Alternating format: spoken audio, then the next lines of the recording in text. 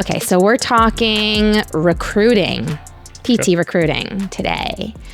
So when I look at LinkedIn and Instagram now, and I follow all these PT practices, everyone's calling it out that there's a recruiting problem, that PTs have so many options. And Sean, in your opinion, since we're a growing practice, how is a growing practice really supposed to compete, with all these options and knowing that, there really is a shortage of physical therapists? And I would just put that question right back to, I don't know if, the top clinics really have a recruiting problem. I think they have an attraction problem. Okay, yeah. So what do you think that we do well in order to attract the best talent? We advance clinicians more than just saying you can become a clinical specialist. I remember for myself, working as a speech path, there were these opportunities to become a clinical specialist in something. And that really translated, and it sounds awful, but it really translated into nothing. It's great to advance your clinical skills, and that is important, yes. But that doesn't develop you in a way that gives you more opportunity outside of being a clinician. And we do that really well here. That's something that's important to us because you and I have done that for ourselves, and we're both practicing clinicians. So I think our edge is, we just don't say these things. We just don't say you have this track to become a clinical specialist or you could become a clinic director. We actually develop people in from a leadership capacity.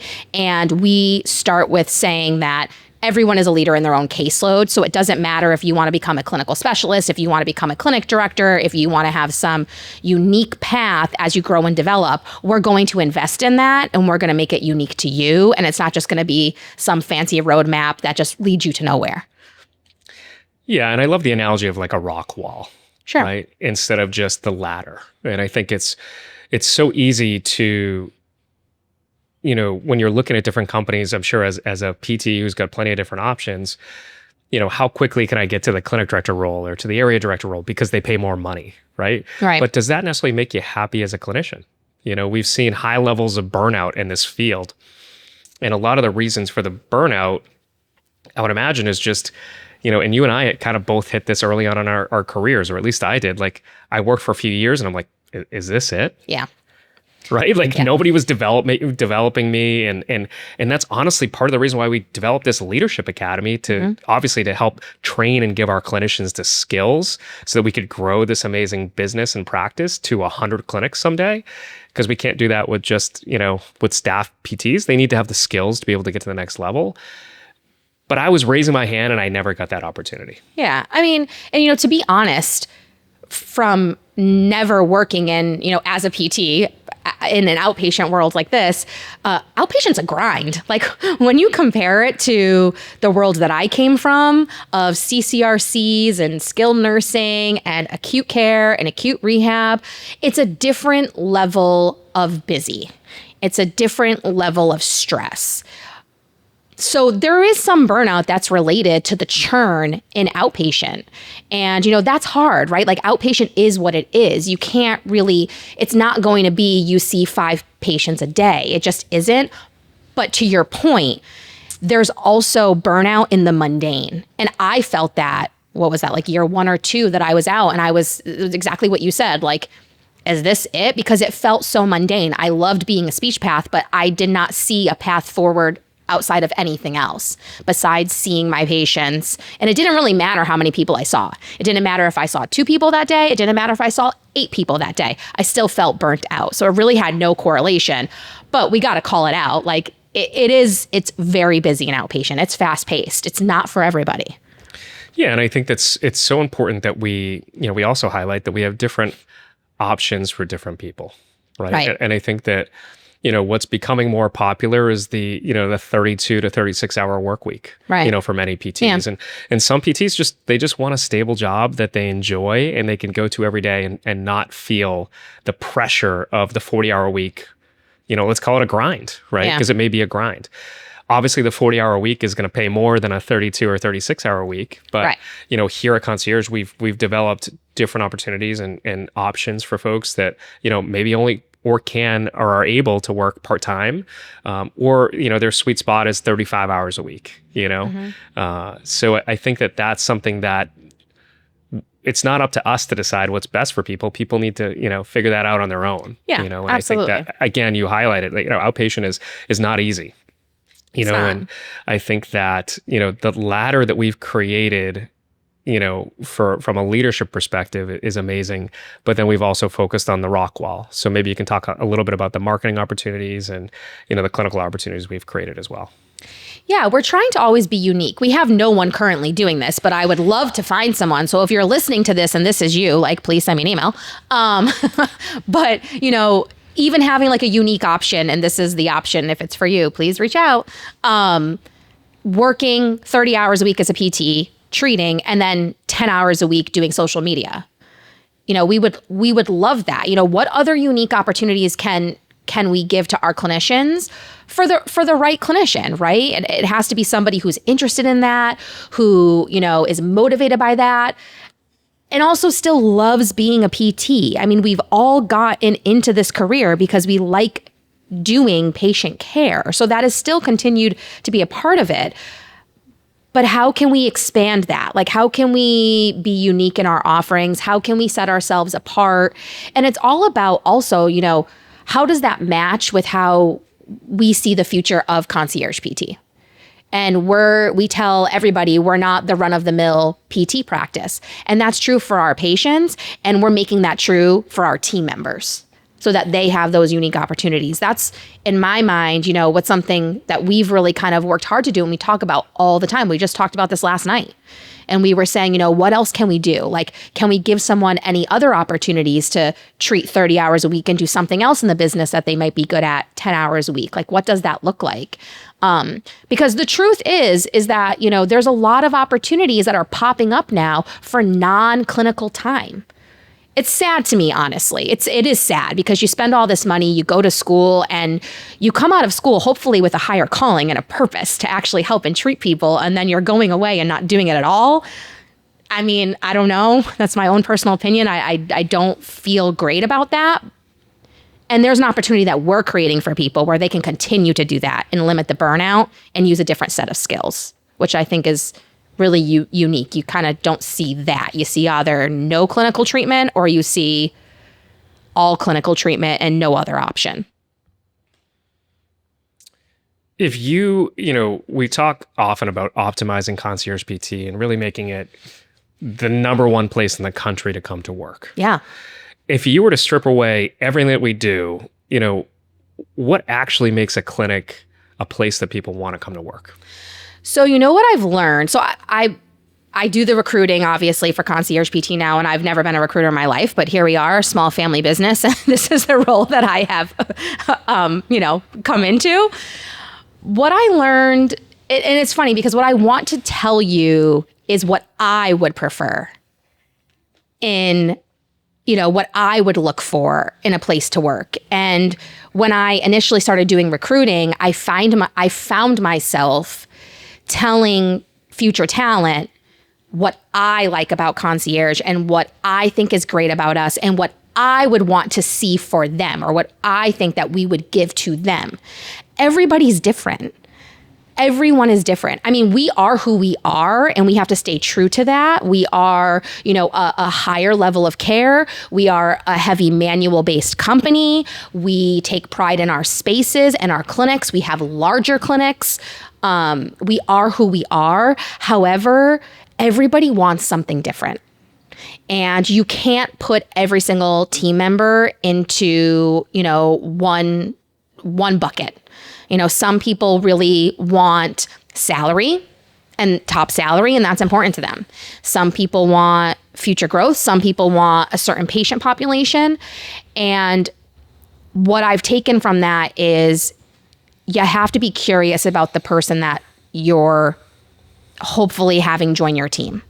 Because if you're not curious, you're A, not going to know what they actually want, and you're B, going to have no clue if they actually fit within your company. And we say no a lot. I say no a lot to people. And I've done interviews before and they last 60 seconds because they tell me they hate manual therapy and I say, I'm so sorry. Thank you for your time. I'm not here to convince anyone to come work for us. They need to want to come work for us, but we have tons of options for everyone, which I think is pretty unique and pretty cool. And we make it very much geared towards that clinician. I have no clue if I just answered your question, but I think that sounded good. No, just talking about a place, how, honestly, quite frankly, how we've created an attractive environment for people to want to come to work at. Yeah. And I think of my main issue coming up as a younger PT, even into like 3 to 5 years, is like nobody was interested in developing me. Yeah. They saw somebody who probably they thought was, let's just call it like arrogant or thought he knew it all. I had no clue. I just knew that I wanted to learn more. But I got, I would maybe say labeled like, oh, well, he's a challenger. And that's honestly my DISC personality. I'm a DC. I'm a direct, numbers guy, but I also love people. So I don't know if that's completely right, but, and I enjoy relationships. Like I like building relationships, but, I'm a very strong personality. And I think that. You don't say. Not. That's really something that's been super important to me, Brooke, to build here is, with outside help, because you and I only have so much capacity as, chief of strategy and chief executive officer. It's tough to almost impossible. We cannot run a leadership program for our company at the same time. And so we've partnered with 8150, who does a tremendous job of, developing people who maybe are frustrated at their current job, that they're not getting the recognition that they know they deserve, or are frustrated that they're not getting developed, or there's a ceiling for them. Well, here there's no ceiling. You choose your ceiling if you come to work at Concierge PT, which is a beautiful thing. I absolutely love that about us, is that you can come work here and you can create your own future, because if you're great and you want to be great, you will always have a place here. Yeah, absolutely. I like the no ceiling thing. Like that is true. Like I don't know if everybody actually in the rehab world thinks this way. And maybe we're naive because we're young in our business. But like we talk about this all the time, like how do we make it so our PTs come work for us and out of school they're making $120,000 a year? Like how do we do this? How do we make no ceiling? Like what do we do? And obviously you're doing tons of advocacy on the insurance-based side so that we can actually give that back to our people. But I don't think a lot of other practices think that way. And maybe that's more, maybe I'm putting everybody into a box and maybe I'm naive in my thinking. Maybe there are, but maybe the bigger guys aren't, right? Like they're private equity. They're just looking at their board and, they want to see what they can make and squeeze out of the business. And that's private equity, right? So right. Yeah. Whenever you're looking at a private equity backed business or a national player, they're just looking at FTEs, right? They're looking at a count, they'll tell you they want the culture, they want the perfect fit. You and I both know that it's so difficult to find the right personality. And we say no more than we say yes, because we're trying to build something special. And we understand that the wrong person on a team, as they may fill in the metrics and make them look great for 6 months, for the long term, for what we're trying to build at 100 clinics or 250 clinics someday, that is never going to be the right way to grow and to develop people, is by putting the wrong person in the wrong role or at the wrong clinic. Right. So, I think to your point, like when you're building something special, you need to give the right people those opportunities. Right. And do people say no to us? Yeah, they do. And I have to say that, when people bow out gracefully from an offer and they give us the feedback on what they're looking for, I'm so appreciative of that. And a lot of the time it's just that they're not looking for our model, and that's okay. And that's okay. Our model is our model. We see the 60-minute evals, our follow-ups are in 30-minute appointment slots, and that's what works for us and what works for our team. And, we're not perfect. We're not, doing, everything in the way that, we want to yet. It's an evolving thing. And as we evolve, we're finding the talent to come on board with us and actually help us get there, which is super cool. I think it's exciting. It's not for everybody. And I always tell that, to potential team members that are coming on board. There are pros and cons for working for large corporate run businesses. I worked for one and I loved it. I would have never left.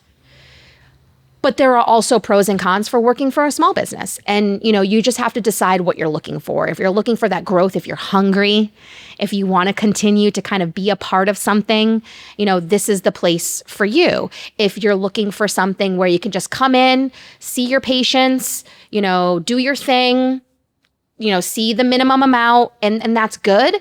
There's nothing wrong with that either. You just have to decide as a clinician with what you want. And we know who we are and what we're looking for. So I think, it goes both ways. Like we say no to folks a lot and they say no to us too, because we're clear on who we are. We make sure we tell them. So they're not accepting an offer or coming on with us when this is not going to be the right place for them either. And I think that's, you mentioned something that, what we've done over the last 8 years is really raise the floor of who we're looking for. Sure.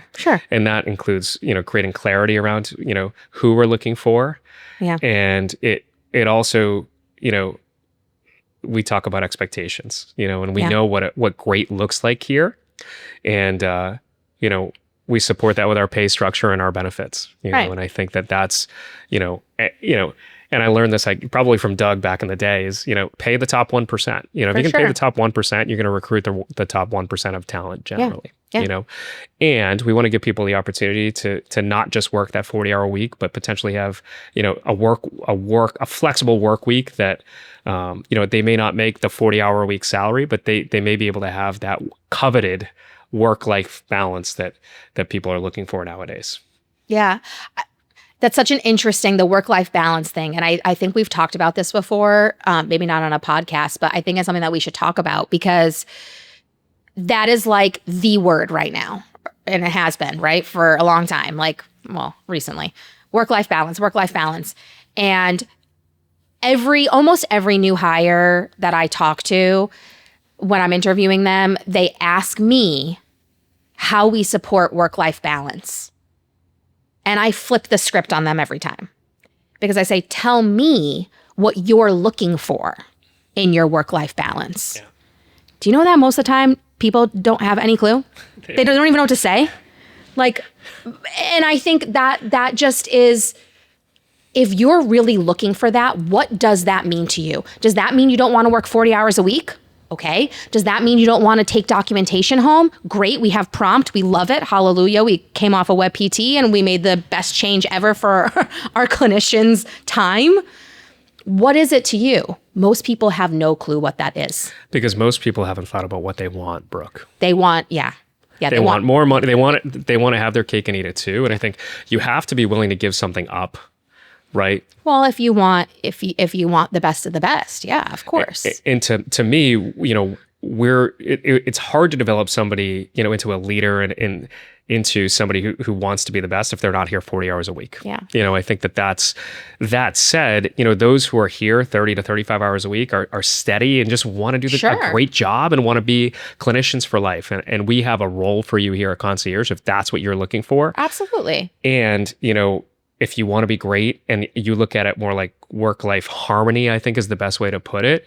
Because balance and harmony, if you look up the difference in the definition of those two words, balance means, harmony to me is, you've got a symphony or a sync between really what your long-term goals are and who you want to become. And you've thought about the vision of your life and what that looks like. Yeah. And there's an investment there on the work side, right? Yeah. If a company is willing to develop you. Right. The balance thing is like, oh, well, I just want to close the door on work, go home and cook dinner or be with my kids. And that's fine too. But it's very difficult to develop into the next level at a leadership level, having that perspective. Yeah. What's interesting about that too, and I think we're seeing this a lot right now, cash-based PT is having a big moment. And what I see a lot, at least it comes across my feed, it must be my algorithm, I don't know, is that it's work-life balance, come to Cash PT, only see 25 patients a week and make a six-figure salary. Talk to me about that a little bit more.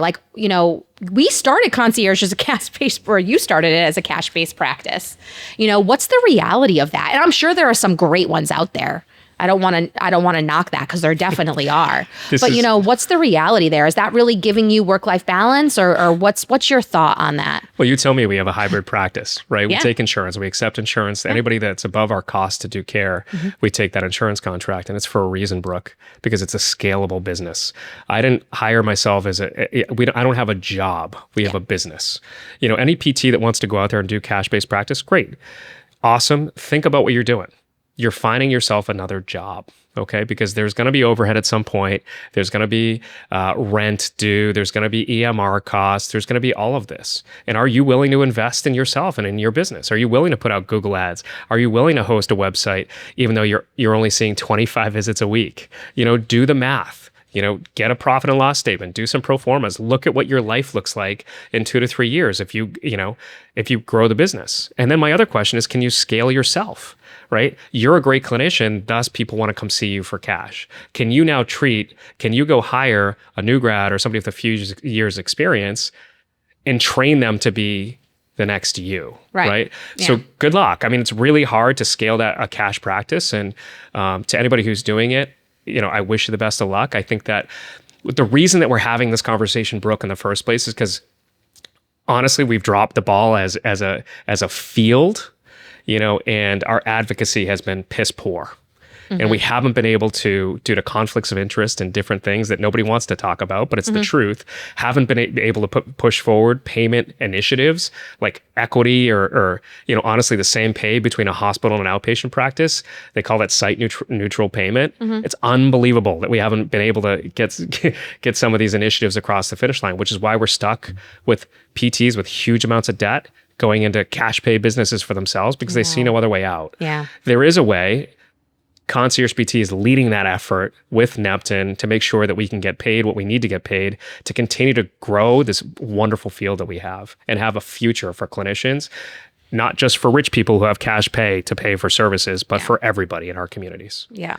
Anything else you want to talk about, Brooke, and kind of leave this conversation with? It's an important conversation that we need to have. I think from a talent acquisition standpoint, I'm not going to lie. I mean, the truth is there are more positions open for PTs than there are actual PTs. And what we've been doing is really focusing on not just talent acquisition, but culture and retention of our own people. And I think a lot of people they focus on recruit, get the new grads, bring them in, only focus on the new grads. They're cheaper, bring them in, develop them, let them leave in 2 to 3 years and just bring on more new grads.